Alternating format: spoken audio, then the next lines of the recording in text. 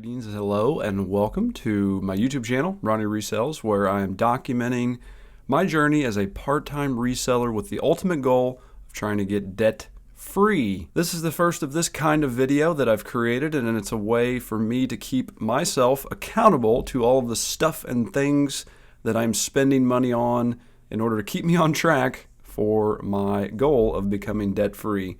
So what this video is going to be all about is looking at the two platforms that I sell on, which are eBay and Bricklink, and kind of looking back at the month of January 2022.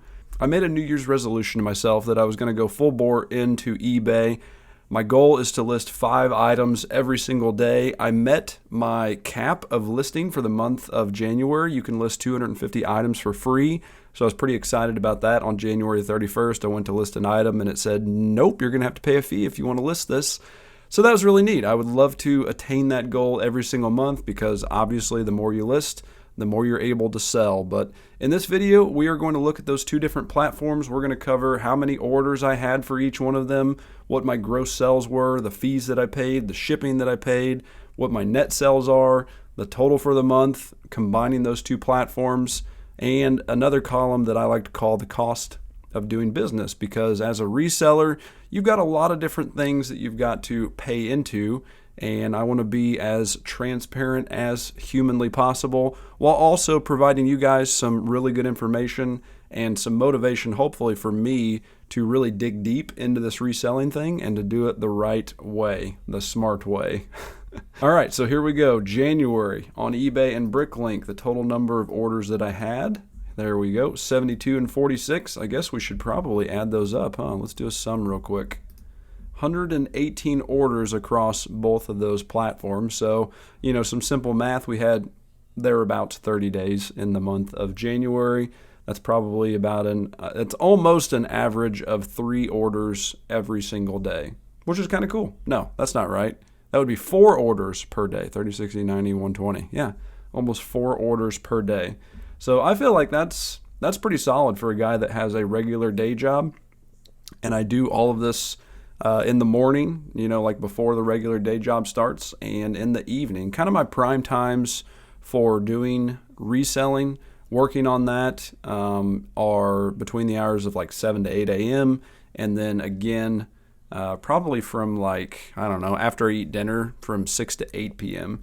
Because it used to be that from 6 to 8 p.m. it was kind of dead time for me. That would be time that I'd just be scrolling on TikTok, and it just felt like nonsense, that I was just making a terrible use of that time. So I've really identified that as a dead spot in my day where I can actually do something that's functional.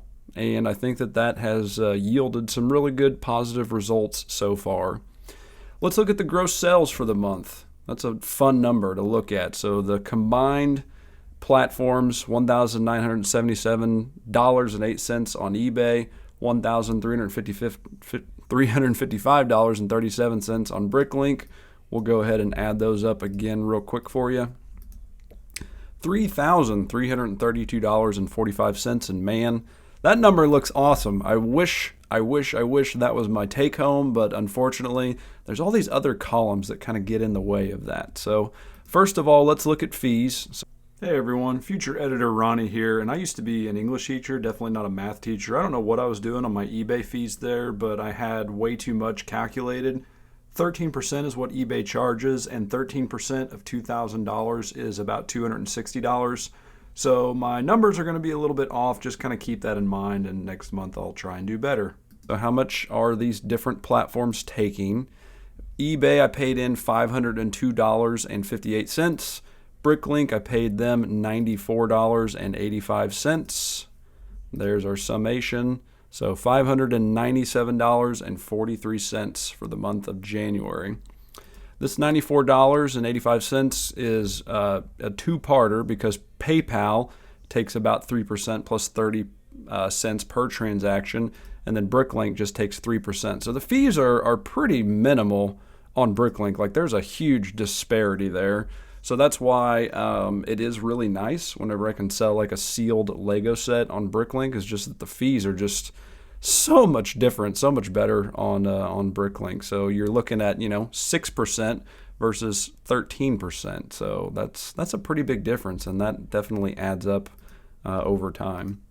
Shipping's going to be the same no matter what, between the two platforms, I mean. So it's going to be what it is. So our sum for shipping for the month was $740.32. So you can see, bam, big chunk right there, bam, big chunk right there. So our overall net sales, so minus the fees, minus the shipping, $1,018 on eBay, $975 on Bricklink.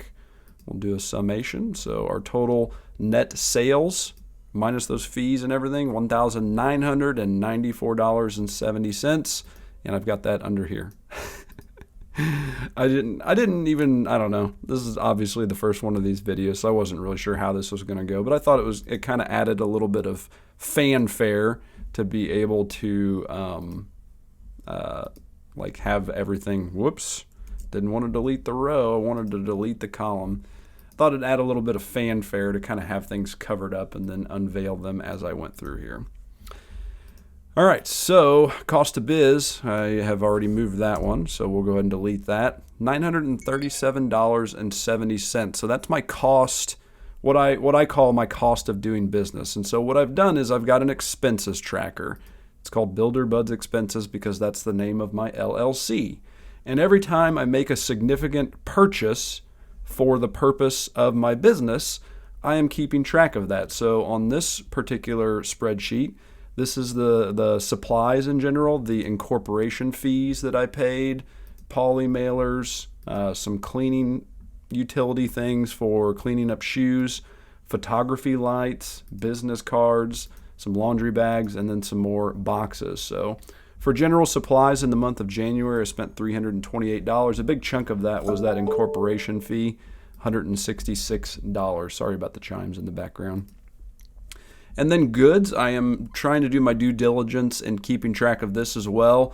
Definitely whenever I purchased sealed Lego sets, and I've got kind of a paper trail for that, be it on Amazon or Walmart or wherever else, I'm adding that to the list because I want to know how much I'm putting in. The IRS is going to want to know probably how much money I am putting in. That way, whenever they see my statements and they see a big old number, like that, I can come back and say, wait, that number is much, much smaller. It's that, but then also subtracting that. So really, after we take the net sales minus the cost of doing business, I've got maybe $1,000 worth of, profit essentially into my pocket for the month of January.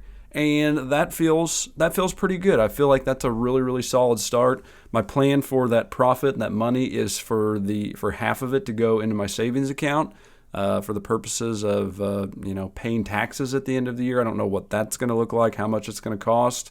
So I want to make sure that there's more than enough in that account to cover that. And that way it's just not like, oh, you owe the IRS $10,000. Go ahead and come up with that money. No, I don't want to do that. So half is going into the savings account, and then the other half is going to go directly to contributing to my goal of becoming debt-free, and I'm just going to put it right towards my house payment. That's the only debt that I have in life right now, so it'll feel good to put $500 towards the house payment. Now, granted, don't mistake this by no means. I am putting in a lot of hours to see $1,000 worth of profit. Now, of course, not every month am I going to have expenses, totaling $609 just in purchases for goods, because I feel like I'm moving more towards away. I feel like I'm moving more away from purchasing sealed Lego sets and more into the, buying stuff at a resale store to flip online, because I feel like the profit margins are much better and I see a much quicker return on my investment.